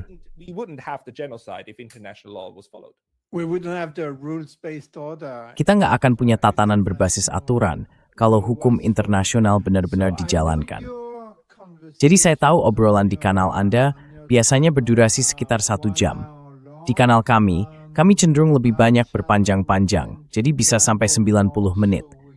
Tapi Anda juga pasti punya kehidupan nyata yang harus dijalani. Jadi boleh saya tanya, berapa lama lagi waktu yang Anda punya untuk percakapan ini, Pascal? Nggak apa-apa. Saya juga nggak tahu itu tadi apa. Mungkin ada yang mau ganti sesuatu. Mungkin lampu atau perlengkapan lain. Tapi bisa kita lanjut 90 menit. Oh, okay, perfect. Oke, baik. Jadi saya lagi mencoba memahami ini. Cina hanya bisa melakukan ini kalau bersikap netral, kan? Kalau Cina ikut jadi pihak dalam konflik, sebentar, biar saya luruskan. Netralitas juga berarti harus ada semacam sikap moderat dalam bahasa yang digunakan. Betul? Karena misalnya, kita ambil contoh 2 teman yang sedang bertengkar. Kamu ingin tetap punya hubungan baik dengan keduanya.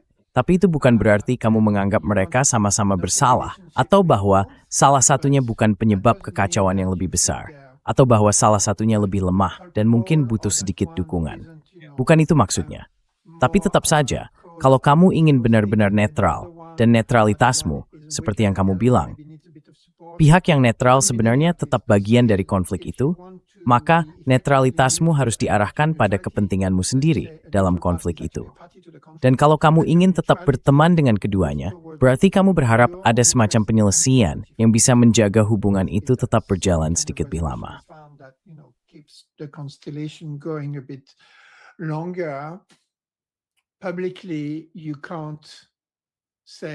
Secara terbuka, kamu nggak bisa bilang, ya menurut saya, orang ini benar-benar menjijikan terhadap yang lain, dan semua ini salah dia.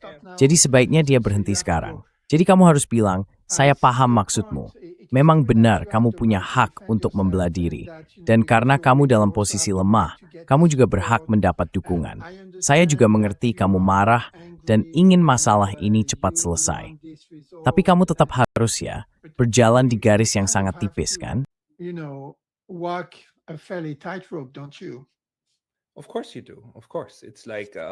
Tentu saja.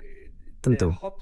Maksud saya begini, semakin panas sebuah konflik berlangsung, biasanya semakin sulit bagi pihak yang netral untuk benar-benar mempertahankan posisinya, karena tekanan terhadap mereka akan meningkat, entah dari satu pihak atau dari kedua belah pihak. Jadi dan sekali lagi, saya tidak mengatakan bahwa netralitas itu harus dipertahankan dengan segala cara. Yang saya maksud adalah, kita selalu menemukan pola seperti ini, berulang kali. Ini bukan sesuatu yang bersifat abstrak, atau yang didasarkan pada prinsip-prinsip filsafat seperti Kant, bukan. Ini memang sesuatu yang terus terjadi, lagi dan lagi. Kita melihatnya di setiap konflik. Kotos, dan Port Septiskupan Manusith. dirty, it's messy, and it's not clear cut, right? But we find Ini memang nggak hitam putih kan? Tapi kita sering menemukan pola seperti konstelasi segitiga ini setiap kali ada konflik. Saya juga membahas hal itu dengan seorang teman yang ahli antropologi. Dia meneliti suku-suku, bagaimana mereka berinteraksi, dan bagaimana suku ketiga kadang mengambil peran, bukan cuma sebagai penengah, tapi juga sebagai hakim, dan seterusnya. Nah, posisi itu bisa saja diterima atau tidak oleh pihak lain. Tapi, seperti yang kita tahu, dalam banyak konflik, biasanya selalu ada pihak ketiga. Dan peran pihak ketiga ini masih jarang sekali diteliti secara sistematis, terutama soal seberapa besar pengaruh mereka terhadap konflik itu sendiri. Jadi, ketika saya bilang konsep netral, menurut saya, itu jauh lebih luas dibandingkan cara sebagian rekan saya memahaminya.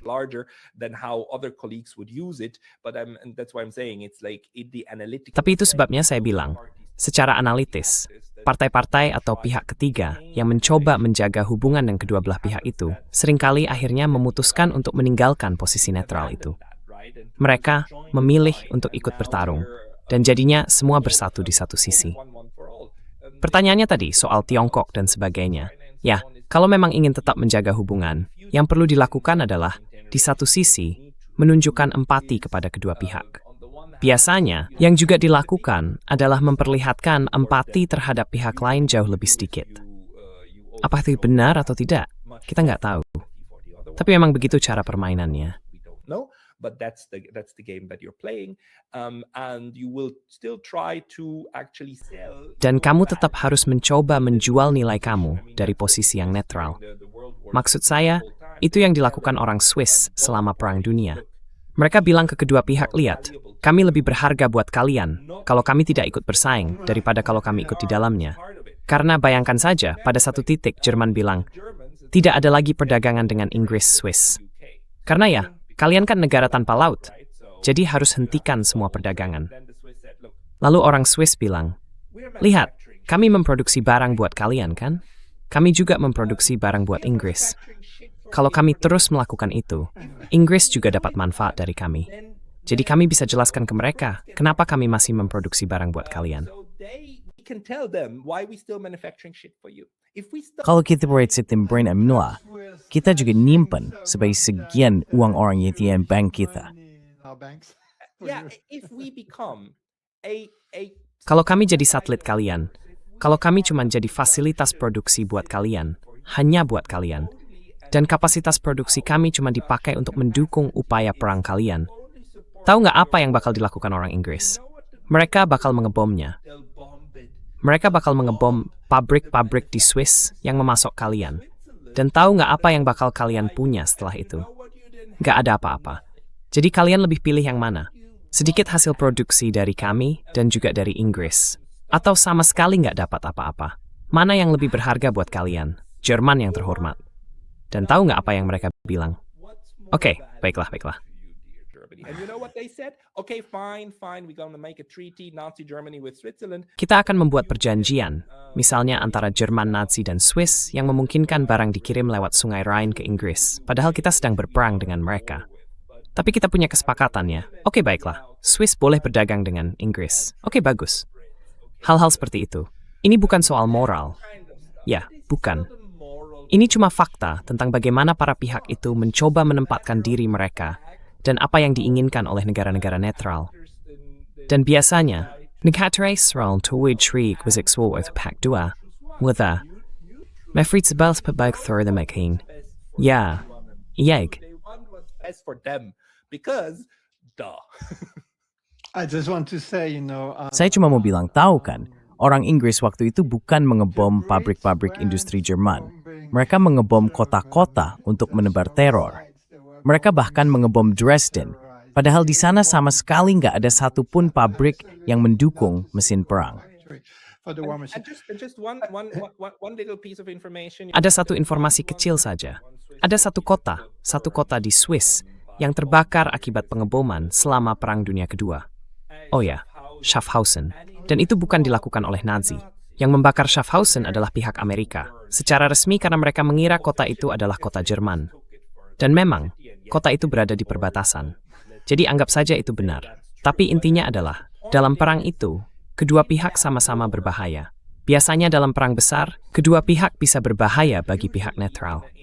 Dan itu juga sesuatu yang perlu kita perhitungkan, bahwa kedua pihak tetap punya kemampuan untuk merugikan pihak netral, entah secara fisik, lewat perdagangan, atau dengan cara lain. Either physically or through trade or whatnot. Ya, maksud saya, kedua belah pihak melakukan tindakan genosida, hanya dengan cara yang berbeda, seperti pengeboman besar-besaran terhadap warga sipil, seperti yang dilakukan Amerika di Prancis, di Normandia. Mereka menewaskan sekitar 15.000 orang di Le Havre atau di Rouen. Sementara Jerman melakukannya secara langsung, kalau bisa dibilang begitu, atau lewat pabrik-pabrik. Ada semacam eksperimen pemikiran menarik di obrolan ini. Kamu lihat nggak? Jadi, kamu ingin bersikap netral. Kamu punya dua teman, satu di Gaza dan satu di Israel. Boleh saya jawab dulu pertanyaannya? Saya sudah nggak punya teman di Israel lagi. Hampir nggak ada. Dulu saya punya, tapi sekarang tidak lagi. Dan kalau mereka menghubungi saya mungkin akan bilang sesuatu seperti, ngapain kamu masih tinggal, masih menempati tanah yang diduduki. Tapi saya bukan orang yang netral. Saya tidak netral.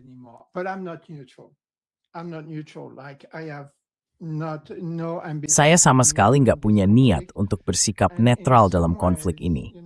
Dan dalam beberapa hal, saya malah bersyukur saya bukan orang yang memimpin dunia, karena saya pasti nggak akan netral. Saya juga nggak yakin itu hal yang baik, karena kalau bicara soal menjatuhkan kekaisaran ini, saya melihatnya sebagai satu perang imperialis yang panjang. Masalah yang kita hadapi sejak tahun 45 adalah, pihak itu punya senjata nuklir, dan mereka benar-benar siap menggunakannya. Sementara pihak lain belum pernah menggunakannya, tapi mereka siap. Jadi ini harus dikelola di tingkat yang sangat tinggi dengan sangat hati-hati. Dan ini bukan ilmu pasti. Tapi intinya, jawaban saya begini. Saya nggak punya teman di tanah yang diduduki, sementara ada genosida yang sedang berlangsung. Bukan saya itu. Kalau kamu gimana, Pascal?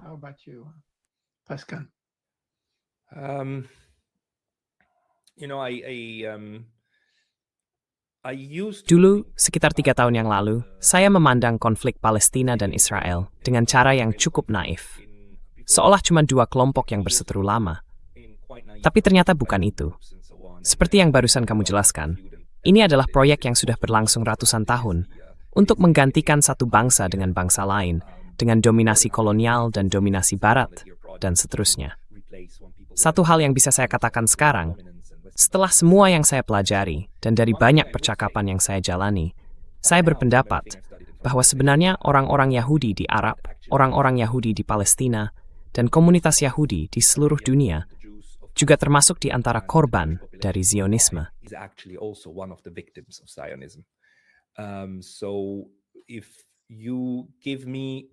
Jadi kalau kamu bilang, kalau kamu membuat pernyataan bahwa tidak ada orang Yahudi yang tinggal di Palestina yang diduduki, bisa menjadi teman, saya tidak setuju dengan itu.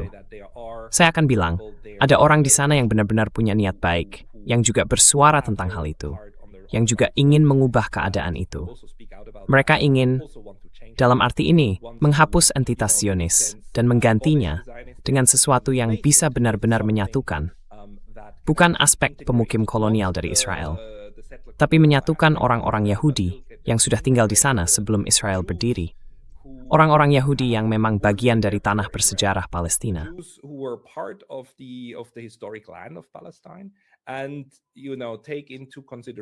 Dan tahu kan, kalau kita pertimbangkan juga bahwa, sayangnya, fakta-fakta selama 70-80 tahun terakhir ini telah membawa kita pada situasi di mana banyak orang merasa terhubung, meskipun secara historis itu tidak benar.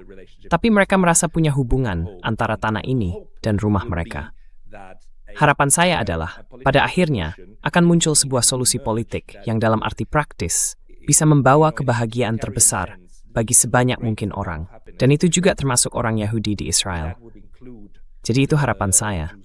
Dan dalam konteks ini, saya tidak akan bilang bahwa kita harus bersikap netral terhadap genosida. Sama sekali tidak.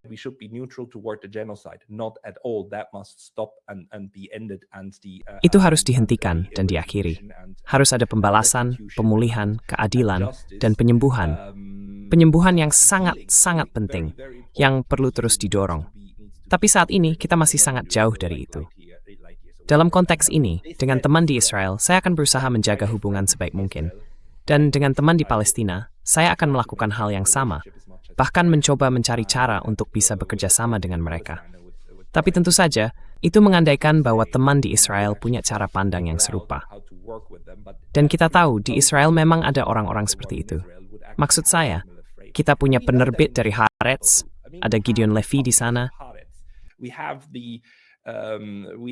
Gideon Levy there. We have Namanya siapa? Ofer Kasif.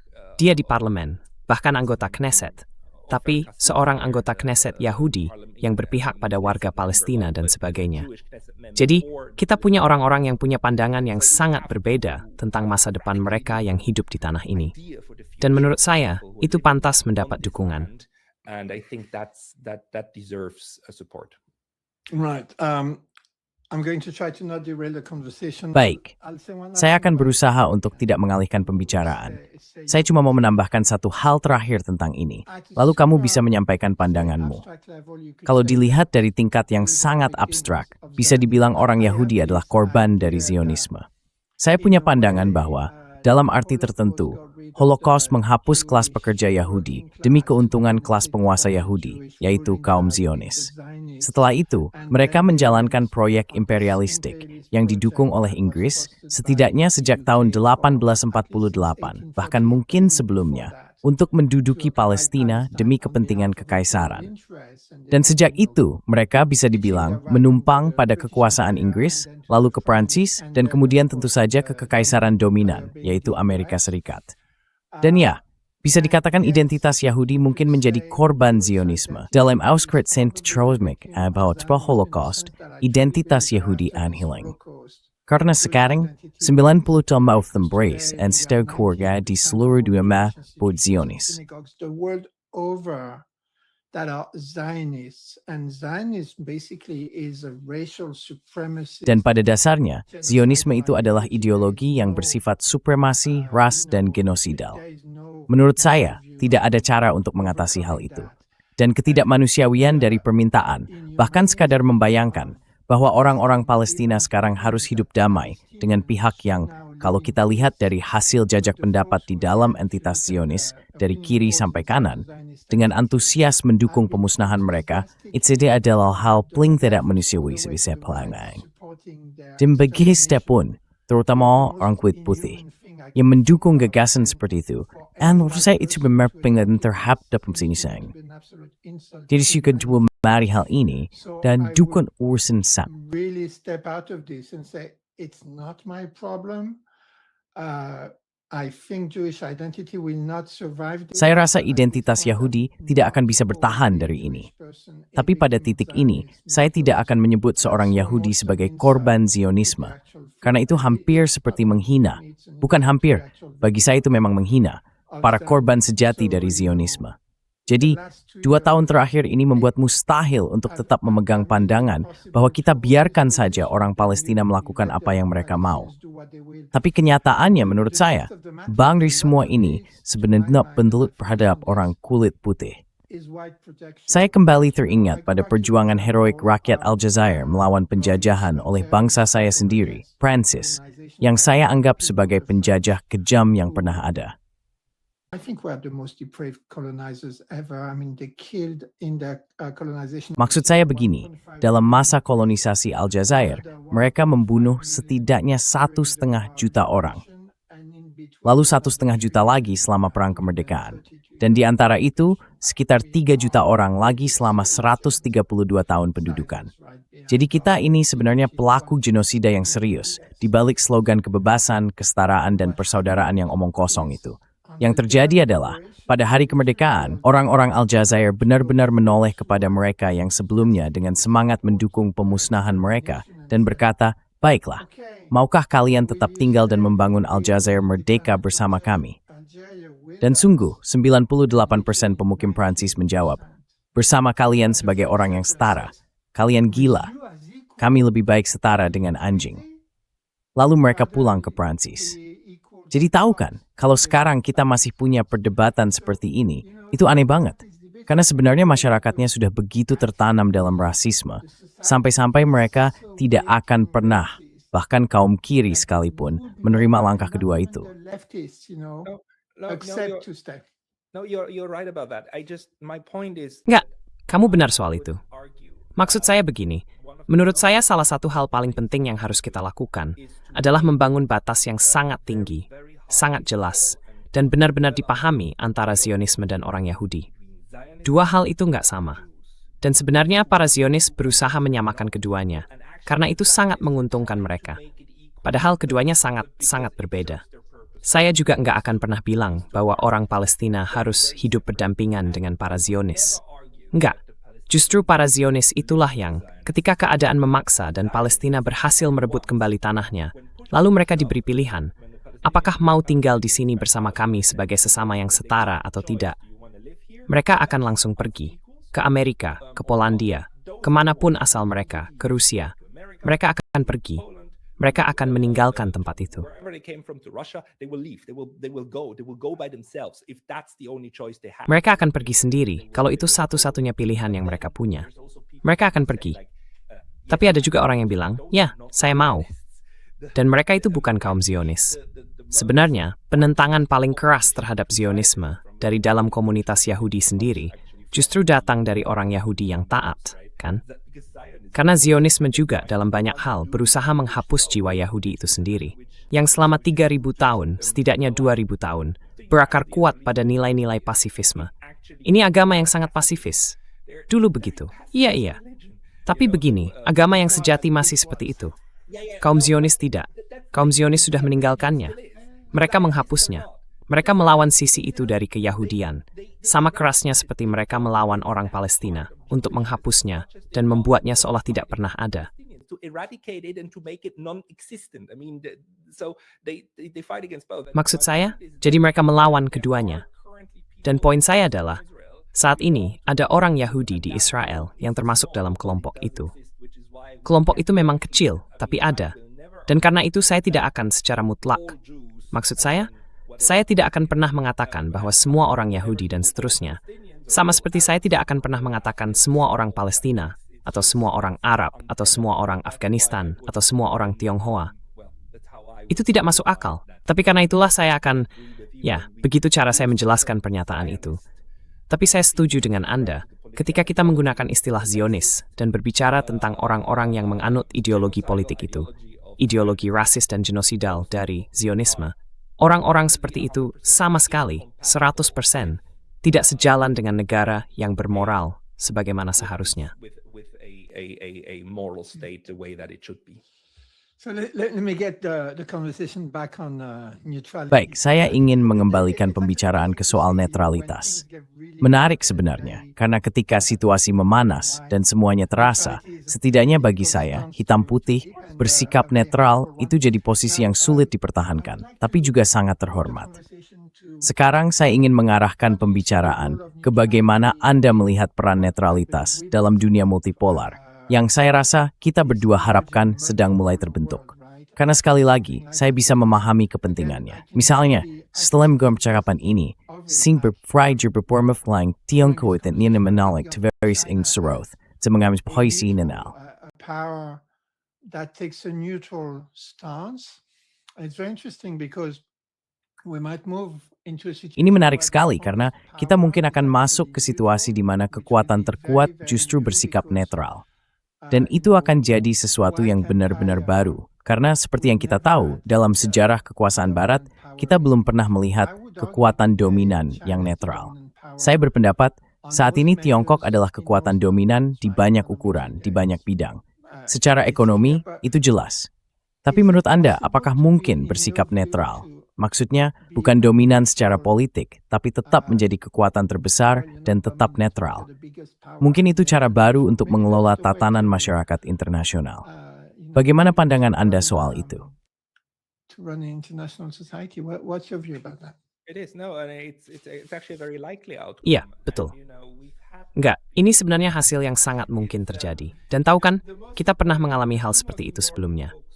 Dua buku paling penting yang sebaiknya dibaca soal ini adalah karya Stephen Neff berjudul History of Neutrality yang ditulis tahun 2000. Stephen Neff, ejaannya NFF. Dan yang kedua yang sangat saya rekomendasikan adalah karya Maartje Abenhuis, berjudul An Age of Neutrals. Maartje Abenhuis membahas begitu banyak kasus sejarah. Maartje?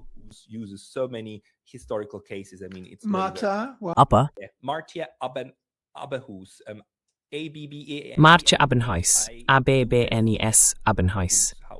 Dia, ya, asal-usul namanya dari Belanda, tapi dia sejarawan asal Selandia Baru. Dan seluruh tesisnya dan apa judul bukunya ya? An Age of Neutrals. Oke, dari tahun 1815 sampai 1914 dan seterusnya. Maksud saya, dia berargumen dengan sangat meyakinkan bahwa tanpa netralitas, sistem keseimbangan kekuatan di abad ke-19 itu tidak akan bisa berjalan. Dan bukan karena negara-negara waktu itu memilihnya secara sadar. Bukan karena ada rencana besar. Itu lebih karena hasil alami dari keseimbangan kekuatan itu sendiri. Dan tahu kan, netralitas itu bukan sesuatu yang bersifat permanen. Bukan sesuatu yang berlaku selamanya. Bukan juga keputusan yang dibuat satu negara hari ini, lalu 1000 tahun ke depan, masih akan tetap sama.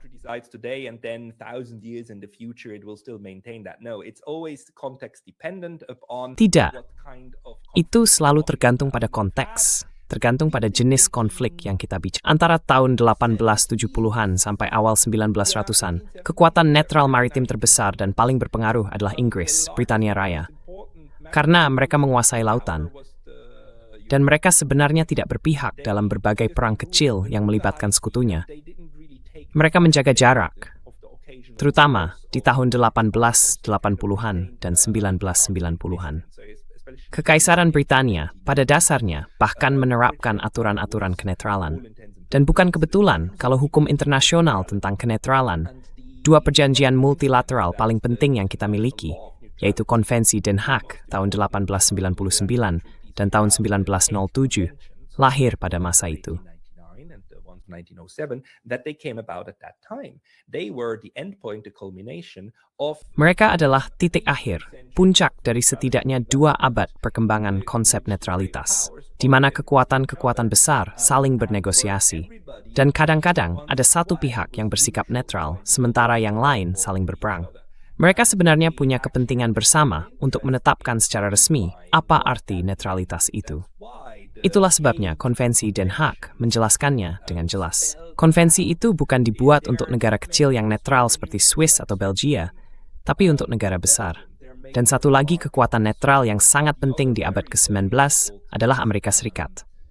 Amerika punya kebijakan netralitas resmi yang sudah ada sejak tahun 1793, ketika George Washington menyatakannya saat perang antara Prancis dan Inggris. Sikap mereka waktu itu kira-kira begini. Kami tidak akan ikut bersemangat. Saya bertrap di luar konflik itu. like, wow, we're not going to take side in this one. I mean, we're going to stay out of it. And they maintained that. Basically. Dan mereka mempertahankan sikap itu. Sebenarnya, bahkan Perang Dunia Pertama pun bisa dibilang cuma jeda dari posisi netral mereka terhadap Eropa. Sikap itu selalu berfokus pada benua Eropa, dengan pesan seperti, kami tidak akan berpihak pada Napoleon, juga tidak akan berpihak pada Prusia atau Prancis ketika mereka berselisih dan berkonflik, dan sebagainya.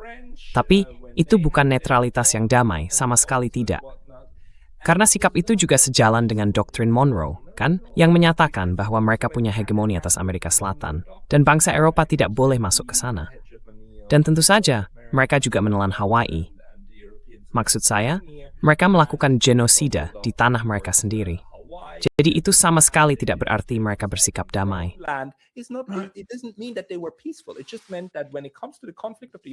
Maksudnya begini, ketika terjadi konflik di Eropa, Amerika mengambil keputusan yang sadar, keputusan politik, untuk tetap netral, dan sikap itu selalu diterapkan pada konflik tertentu.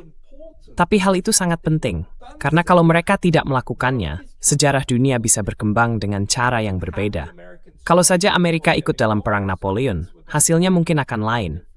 Kalau mereka ikut dalam Perang Prancis-Prusia di tahun 1870-an, hasilnya juga bisa berbeda, kan? Kalau mereka tidak ikut dalam Perang Dunia Pertama, hasilnya pun akan lain. Saya tidak bilang itu akan lebih baik. Saya hanya bilang akan berbeda. Karena itu saya tekankan, netralitas itu sendiri bukan hal yang baik atau buruk. Itu adalah sebuah kenyataan. Dan kenyataan itu memengaruhi bagaimana sistem berkembang ke depan. Of how how the system develops forward. And if you go with my Kalau kita mengikuti analisis saya dan juga pandangan beberapa orang lain, kesimpulannya adalah bahwa dunia multipolar secara alami akan lebih mendukung posisi netral. Sistem yang paling tidak mendukung adalah sistem unipolar. Dalam sistem bipolar, ada sedikit ruang terbuka, dan kita sudah melihat contohnya lewat gerakan non-blok di masa Perang Dingin. Nah, dalam sistem multipolar, ruang itu jauh lebih besar. Bahkan sebagian ruang itu bisa bersifat konstruktif, karena ada negara-negara yang memilih untuk bersikap netral dan berperan positif dalam menjaga stabilitas. Tapi sebagian lainnya bisa bersifat destruktif, bukan dalam arti menghancurkan, tapi muncul dari situasi kehancuran. Lihat saja negara-negara Teluk. Sekarang mereka sedang dipaksa untuk bersikap netral. Saat ini, mereka masih menjadi sekutu Amerika Serikat. Dan Iran bilang, tidak, kami yang memenangkan perang. And Iran said, no, we win the war. This Yeah, is over. Arab Saudi sedang mengeluarkan pernyataan yang terdnetral. It is. Saudi is learning the lesson. Betul. Arab Saudi sedang belajar dari pengalaman itu. Mereka sadar kalau mereka membuka wilayah dan ruang udaranya, lalu memberi Amerika Serikat pangkalan militer, dan kemudian Amerika menyalahgunakan itu untuk menyerang Iran, yang jelas bukan kepentingan Saudi, maka Iran akan membalas dan menembak ke pangkalan-pangkalan itu. Dan sebenarnya, hal itu sudah diatur dalam Konvensi Den Haag. Prinsip utamanya jelas, kita tidak boleh membuka wilayah kita, ruang fisik kita, untuk salah satu pihak yang sedang berperang. Karena kalau kita lakukan itu, ya sudah, pihak lawan pasti akan menyerang. Sesederhana itu. Ini bukan ilmu roket. Orang sudah tahu hal itu sejak 100 bahkan 200 tahun lalu. Tapi bagi Iran, ya ini memang soal roket. It is rocket science on the part of Iran. The Saudis are relearning that, and the Qataris are Orang-orang Saudi mulai menyadari hal itu lagi. Begitu juga dengan Qatar dan Bahrain. Karena payung keamanan yang dijanjikan Amerika ternyata cuma ilusi. Itu nggak berjalan. Jadi sekarang Iran secara aktif sedang membuat mereka tak bersenjata dan menetralkan mereka. Bukan dalam arti memusnahkan, bukan juga dalam arti melakukan genosida. Karena kalau mereka mau melakukan genosida, mereka tinggal menembak instalasi penyulingan air laut. Tapi itu bukan tujuannya. Bukan itu yang diingin Iran. Mereka hanya ingin memastikan tidak ancaman yang menyinggul dari wilayah-wilayah itu. sure that no threat will emanate from these territories. And so my prediction is that Jadi prediksi saya adalah, entah semuanya atau sebagian besar. UAE saya belum yakin. Tapi 4 negara lainnya.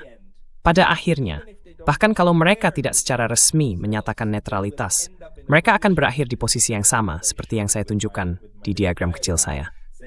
Mereka tidak akan lagi punya aliansi militer dengan Amerika Serikat. Mereka akan menutup wilayah udara mereka, menutup pelabuhan mereka, untuk setiap kekuatan militer asing yang bisa dianggap dalam bentuk apapun sebagai ancaman bagi negara lain, terutama Iran.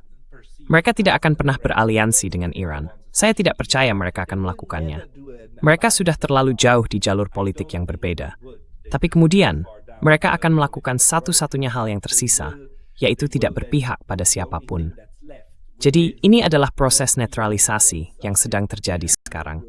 Dan ini bukan proses yang damai. that's going on right now, Right. and it's not a peaceful one. If they want to survive, if they want, Kalau mereka ingin bertahan, kalau mereka ingin, ya, batas-batas buatan Sykes-Picot itu masih ada sampai akhir konflik ini. Mungkin itu satu-satunya harapan terbaik mereka yang tersisa. Tapi begitu, kamu menyebut bahwa Kekaisaran Inggris yang genosidal dan kemudian Kekaisaran Amerika Serikat yang juga genosidal itu bersikap netral. Jujur saja, kamu membuat sikap netral. Jadi jauh kurang menarik buat saya. much less attractive to me, I have to say. Enggak. No, but Netralitas bukan hal yang baik atau buruk. It's just a fact. Itu memang kenyataan dalam hubungan internasional. Sebagian bisa membawa hal baik, tapi sebagian gak bisa buruk. It's bad. I'm trying Saya berusaha seperti, ya kamu tahu, saya seorang Marxis. Saya percaya pada harapan akan masa depan tanpa eksploitasi. Saya pikir kita harus menjatuhkan imperialisme untuk bisa sampai ke sana. Saya tidak percaya bahwa Tiongkok adalah negara imperialis. Begitu juga Iran dan juga Rusia. Meskipun negara itu punya banyak masalah. Dan saya sedang berusaha membayangkan dunia yang baru, sambil mencoba memahami kebijaksanaan filosofis yang mendalam dari pendekatan Tiongkok. Saya juga melihatnya dari sudut pandang saya sebagai seorang psikolog, yaitu tentang bagaimana mereka memberi ruang bagi orang untuk berhubungan dengan cara yang berbeda. Karena pada akhirnya, kita semua harus berbagi planet ini. Dan melakukan genosida terhadap orang kulit putih mungkin itu bisa jadi salah satu solusi. Tapi saya tidak yakin itu tidak akan menimbulkan, kamu tahu, dampak sampingan di masa depan.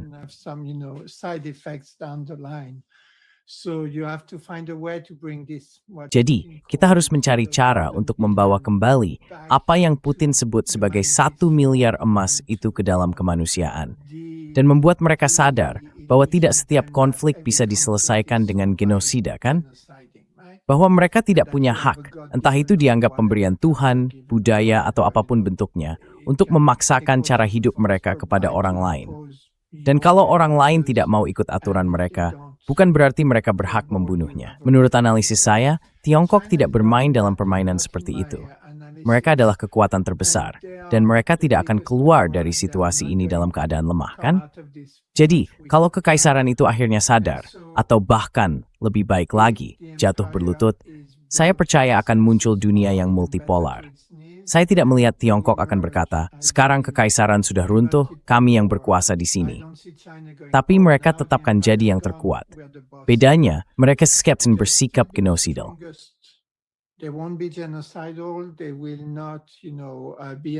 Mereka tidak akan menjadi kekuatan imperialis yang bersifat mengekstraksi sumber daya. Tidak ada tanda-tanda ke arah itu. Mereka juga tidak akan berperang dengan negara tetangga atau pihak lain. Jadi menurut pemahaman saya tentang definisinya, mereka akan bersikap netral. Kan? Saya masih baru dalam hal ini. Jadi saya serahkan pada penilaian Anda yang lebih berpengalaman. Tapi ini akan menjadi bentuk netralitas yang baru, di mana mereka mungkin bisa berperan positif dalam konflik yang pasti akan terjadi, antara individu, kelompok, negara, bahkan kadang antar peradaban. Jadi, apakah Anda melihat ada jalan ke depan di dunia multipolar yang sedang muncul ini? Saya berharap itu bukan multipolaritas para pelaku genosida, tapi mungkin multipolaritas yang berlandaskan apa istilahnya, masa depan bersama bagi umat manusia, kemakmuran bersama untuk semua. Kalau begitu, bagaimana Anda melihatnya? Is mabisa akeri yuharkswonin thing? How do you see it? And we can finish on this maybe. That's what we want, right? And that's the Itu yang kita inginkan. Dan itulah harapannya, bahwa kita akan hidup di dunia multipolar yang secara keseluruhan damai, yang mendukung perkembangan cita-cita dan impian kita, dan bahwa multipolaritas itu bersifat humanistik, ya kan? Yang menempatkan manusia di pusatnya dan memungkinkan manusia untuk berkembang. Itu yang kita mau. Netralitas di dalam konteks itu. Dan saya ingin kamu memikirkannya seperti itu. Adalah sebuah alat. Salah satu alat yang mungkin ada di dalam kotak peralatan, tapi tetap hanya satu di antara banyak alat lainnya. Maksud saya, dalam pengertian ini, genosida juga adalah alat. Perang adalah alat. Dan sayangnya, alat-alat ini digunakan oleh negara-negara, sebagian untuk tujuan baik, sebagian untuk tujuan buruk. Maksud saya, tidak ada cara menggunakan genosida untuk hal yang baik. Maaf, tapi memang begitu.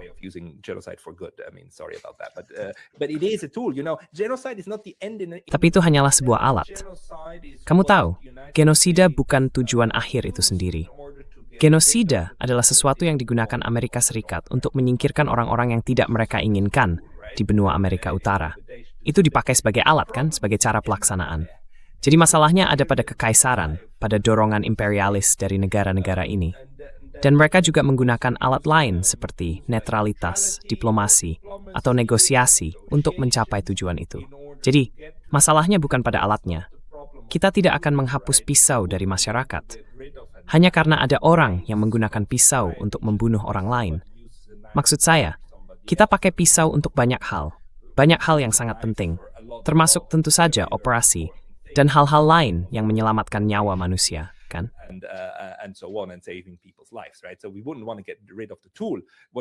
Jadi, kita tidak ingin menyingkirkan alatnya. Yang ingin kita hilangkan adalah motivasi di balik penyalahgunaan alat-alat ini untuk melakukan hal-hal buruk yang menyakiti orang lain. Jadi, permohonan saya di akhir adalah, mari kita melihat netralitas sebagai sebuah fakta dalam kehidupan sosial yang muncul secara alami, yang bisa kita analisis dan pelajari. Pendekatan ini membantu kita memahami politik pihak ketiga dalam menghadapi konflik. Dan di sisi lain, sebagai sebuah alat, kalau kita gunakan dengan benar dan bijak, netralitas bisa membantu kita menuju masa depan yang lebih humanis, di mana semua orang bisa hidup dengan baik, bukan hanya segelintir orang kaya yang selama 500 tahun terakhir menikmati itu lewat kekerasan dan motivasi yang sangat gelap. Very, very dark motivations for the last 500 years. Wow, what a beautiful conclusion. And you got to just Wah, 9:30. penutup yang indah sekali. Dan kamu pas banget berhenti di jam 9:30. Luar biasa. Tadi di kolom chat juga ada yang bilang, mereka berharap akan ada lebih banyak kolaborasi antara kita berdua di masa depan. Dan saya pribadi sangat setuju dengan harapan itu. Terima kasih banyak, Pascal. Seperti yang kamu bilang, kamu memulai ini untuk bisa berdialog dengan orang-orang yang bisa memperluas wawasanmu. Dan percakapan kita hari ini benar-benar luar biasa. Juga sangat memperkaya buat saya pribadi. Jadi terima kasih. Saya ingin menyampaikan rasa terima kasih saya yang sebesar-besarnya untuk itu. Saya juga berharap para pendengar kita bisa mendapatkan pemahaman yang lebih jelas tentang apa sebenarnya makna dari netralitas. Tadi suasananya memang sempat agak panas waktu saya melakukan eksperimen pemikiran yang agak bodoh tentang seorang teman di Palestina dan seorang teman di entitas Zionis. A friend in the Zionist entity, so it's all my fault. Sorry guys if I Jadi started ini semua salah saya. in the chat.